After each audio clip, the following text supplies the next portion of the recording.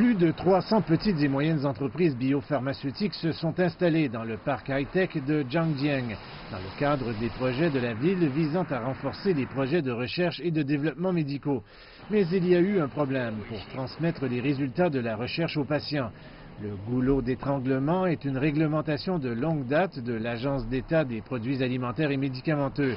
Les sociétés pharmaceutiques qui veulent commercialiser leurs nouveaux médicaments doivent produire le médicament dans leurs propres usines. Des installations coûteuses et de haute qualité. Mais au cours des dernières années, de nouveaux programmes à Zhangjiang ont aidé les entreprises pharmaceutiques innovantes à surmonter le goulot d'étranglement. L'un des nouveaux programmes pilotes s'appelle le système de détenteurs d'autorisation de mise sur le marché. Cela permet aux entreprises de recherche d'autoriser des fabricants de médicaments qualifiés à fabriquer les médicaments en leur nom afin que les chercheurs puissent poursuivre leurs recherches. Cela nous permet d'économiser beaucoup de temps. Je pense que cela nous a permis d'économiser environ 2 ans en termes de renforcement des capacités et cela nous a permis de faire des économies de l'ordre de 100 à 200 millions de RMB. À la fin de septembre de cette année, 11 des 28 nouveaux médicaments du programme pilote de Shanghai visaient des maladies graves, comme le cancer et le diabète. En ce qui concerne la fabrication sous-traitée, il existe à Zhangjiang un autre programme pilote appelé Contrat d'organisation manufacturière, ou COM.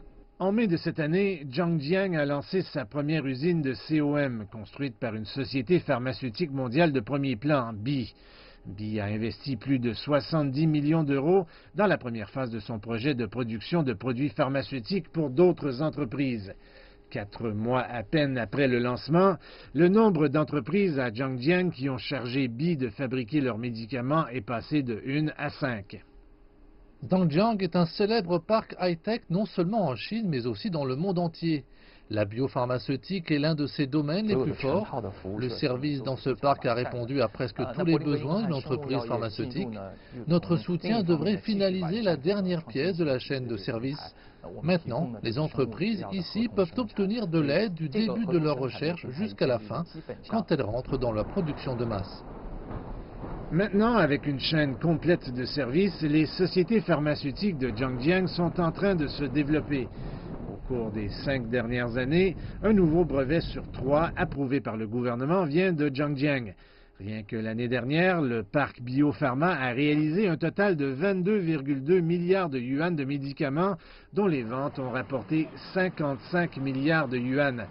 En janvier de cette année, la Commission nationale pour le développement et la réforme a publié le 13e plan quinquennal pour le développement de l'industrie biopharmaceutique qui précisait que les principales priorités étaient l'accélération de l'innovation, la production et l'industrialisation de nouveaux médicaments.